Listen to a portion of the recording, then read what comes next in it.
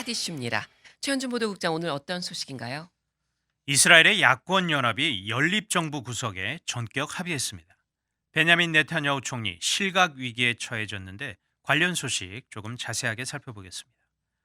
이어서 도널드 트럼프 전 대통령의 블로그가 개설 한 달 만에 폐쇄가 됐다는 소식도 이어서 전해드리겠습니다. 네, 첫 소식 보겠습니다.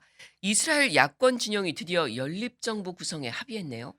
네, 베냐민 네타냐후 이스라엘 총리의 퇴진을 내세운 이스라엘 야당들이 3일 마감 시한에 임박을 해서 연정 구성에 극적으로 합의를 했습니다. 네, 어떤 정당들이 연정에 참여하기로 했나요? 좀 짚어보죠.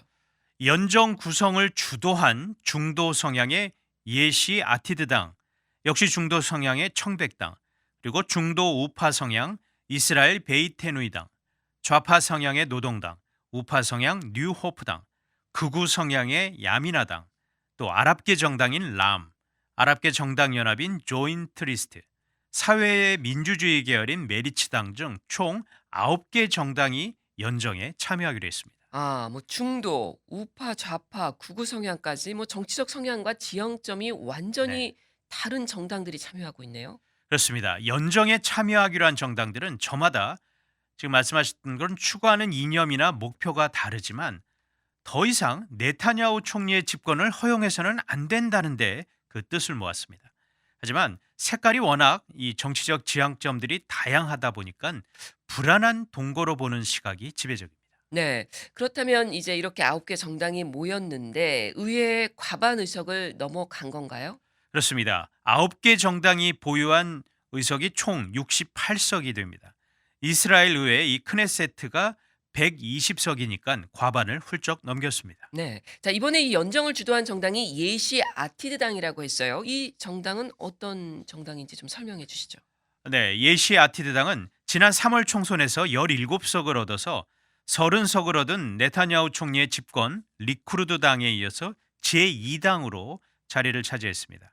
앞서 네타냐후 총리가 시한 내 연정 구성에 실패한 후에 연정 구성권을 넘겨받은 이 예시 야티드당의 야이르 리파르 이 라피드 대표가 그동안 다른 야당들의 연정 참여를 줄곧 설득을 해왔습니다. 그렇군요. 이 야권 연정 구성에 열쇠를 쥔 정당이 있지 않았나요? 맞습니다. 극우 성향의 야미나 당인데 청백당을 비롯해 야당 연정에 호의적이었던 정당들의 의석을 다 합한다 해도 이 60석 과반 의석에 미치지 못했습니다. 네. 그렇기 때문에 7석을 가진 야미나당의 합류가 아주 절대적으로 필요한 상황이었는데 야미나당은 지난달 5월 30일 연정 구성 참여를 선언을 했고 여기에 확실하게 그동안 의사를 밝히지 않았던 아랍계 정당인 람까지 막판 합류를 선언하면서 그 새가 불려진 것입니다. 네. 아랍계 정당까지 연정에 참여한 것이 또 눈에 띄는데 이전에도 그런 적 있었나요? 아니 없었습니다. 아랍계 정당이 이렇게 정부에 들어가는 것은 이스라엘 헌정 역사상 처음 있는 일입니다. 네. 그뿐만이 아니라 뭐 좌파, 우파, 아랍계가 이렇게 다 함께 동고하는 연정 형태의 정부도 처음입니다. 예. 자, 이 각 정당이 연정 협상을 벌일 때 입장과 조건이 다 달랐을 거예요. 뭔가 조율이 필요했을 텐데 알려진 게 있나요? 4년 이 차기 정부 임기 동안 전반 2년은 야미나당의 나프탈리 베넷 대표가 총리직을 맡고 예시 아티드당의 이 야이르 라피드 대표는 외무장관직을 맡기로 합의를 했습니다. 그리고 이 후반 2년은 두 사람이 역할을 바꾸기로 한 거고요. 네. 그리고 국방부 장관은 청백당의 베니 간츠 대표가 맡는 식으로 지금 조율이 이루어지고 있습니다. 그렇다면 이 아랍계 정당들에게는 어떤 지분이 돌아가는 건가요?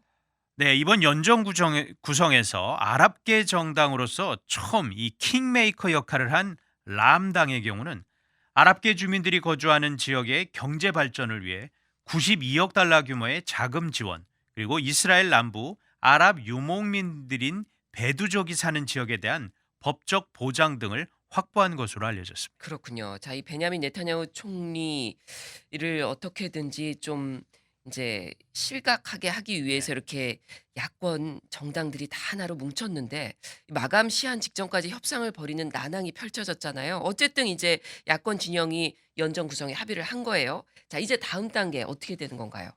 네, 연정 구성에 대한 의회의 승인이 남아 있습니다. 이르면 다음 주 초 의회에서 연정 합의에 대한 표결이 있을 것으로 보이는데 여기서 통과가 되면 12년 연속 집권을 하면서 이스라엘 최장수 총리라는 기록을 갖고 있는 베냐민 네타냐후 총리의 시대는 공식적으로 막을 내리게 됩니다. 네. 베냐민 네타냐후 총리 이 최대 정치적 위기를 맞았다고 볼 수 있겠네요. 그렇습니다. 더구나 네타냐후 총리는 현재 술회, 배임, 사기 등의 혐의로 재판을 받고 있는데 실질적으로 총리직에서 물러나게 되면 바로 형사처벌을 받을 가능성이 상당히 큽니다. 네. 그래서 주요 매체들은 네타냐후 총리가 의회 표결 직전까지도 야권 연합에 합류한 중도파나 우파 정당들의 대표를 설득하면서 마지막까지 안간힘을 쏟을 것으로 보고 있습니다. 네. 잘 들었습니다.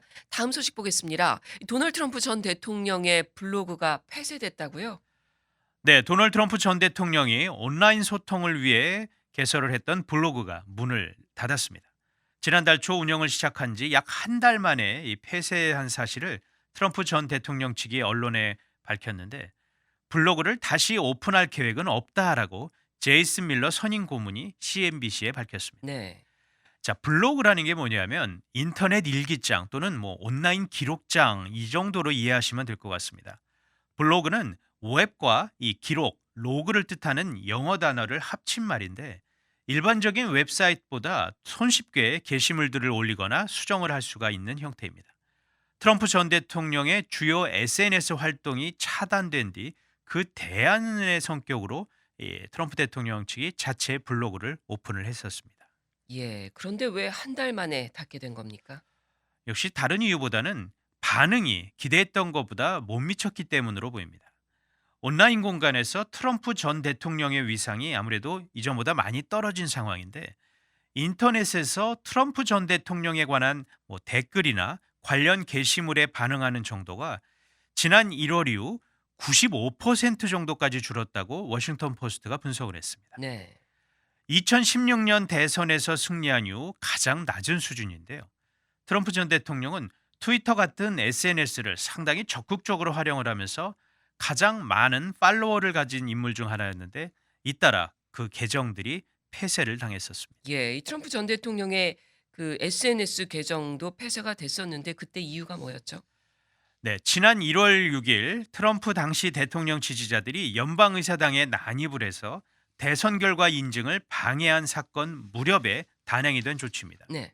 트럼프 당시 대통령은 페이스북, 트위터 같은 주요 SNS 계정에 선거를 도둑맞았다 이런 주장을 꾸준하게 올렸고 1월 6일 워싱턴 DC에 모이자라고 지지자들에게 촉구를 했었는데 이 SNS 업체들은 허위 정보 유통 그리고 폭력 선동 이유를 사유로 해서 트럼프 당시 대통령의 계정을 정지를 시켰습니다. 예. 그 뒤로 트럼프 전 대통령 SNS 활동을 전혀 못했던 건가요? 그렇습니다. 트위터의 경우는 영구 정지 조치를 단행을 했었고 페이스북은 무기한 정지를 결정을 했다가 지난달 이 감독위원회 심의를 통해 이 결정이 재확인을 됐습니다. 네. 당시 트럼프 전 대통령은 미 합중국 대통령으로부터 언론의 자유를 앗아간 부당행위다라고 강하게 비판했는데 이렇게 된 배경에는 극렬 좌파 미치광이들이 진실을 두려워하는 현실이 자리 잡고 있다라고 아주 강하게 강조를 했습니다. 예. 자, 이렇게 트럼프 대통령 전 대통령의 온라인 활동 주목받는 이유가 뭘까요? 다른 무엇보다 2024년 대선에 다시 출마할 가능성이 꾸준하게 거론이 되고 있기 때문입니다. 트럼프 전 대통령은 작년 대선 결과가 확정된 이후에도 패배 인정 연설을 하지 않았고 승자인 바이든 대통령에게 축하 전화도 걸지 않았습니다. 백악관을 떠난 뒤에도 현실 정치에 직간접적으로 관여하는 움직임 자주 보이고 있습니다. 예. 주요 사안에 의견을 내고 또 당 지도부와도 또 교류를 하고 있습니다. 그렇군요. 자, 트럼프 전 대통령이 현실 정치에 관여하는 움직임이 보인다고 했는데 어떤 내용인가요? 네, 현재 트럼프 전 대통령은 플로리다주 마라라고 휴양지에 거주하고 있는데 케빈 메카시 하원 공화당 대표 등을 그곳에서 면담한 적도 있고 리즈 체니 전 하원 공화당 의원총회 의장을 강하게 비난하기도 했습니다. 체니 전 의장은 지난 1월 탄핵 소추안 가결 당시 공화당에서 찬성표를 던진 인물 중에 하나인데 이후에도 트럼프 전 대통령의 이 부정선거 주장이 거짓말이다 이렇게 비판을 했고 결국 의총에서 불신임을 받아서 의장직을 내려놓게 됐습니다. 네. 자, 그런데 이 사건은 트럼프 전 대통령이 공화당 내에서 여전히 그 지지 기반이 무시할 수 없는 수준이다라는 것을 확인한 대표적인 사례라고 봐야 할 것 같습니다. 예. 자, 2024년의 대선인데 트럼프 전 대통령이 공식적으로 재출마 의사를 밝혔나요? 아직 그런 단계는 아니고요. 2024년 출마를 고려하고 있으나 내년 중간 선거 때까지는 최종 결정을 하지 않겠다라는 입장을 언론 보도 등을 통해서 여러 차례 좀 밝혔었습니다. 네. 아울러 퇴임 당일 지지자들이 모인 집회에서는 어떤 형태로든 자신은 다시 돌아올 것이다라고 말을 했기 때문에 2024년 대선에서 뭐 출마 의지를 공식적으로 밝힌 건 아니지만 그렇다고 출마 안 하겠다 이런 선언도 하지 않았기 때문에 아직도 공화당 내에서 또 보수 지지자들 사이에서 트럼프 전 대통령에 대한 향수가 있고 지지세가 확인이 됐기 때문에 정치권에서 계속 트럼프 대통령의 이 발언을 주목을 하고 있는 것입니다. 네. 잘 들었습니다. 지금까지 오늘의 핫 이슈였습니다.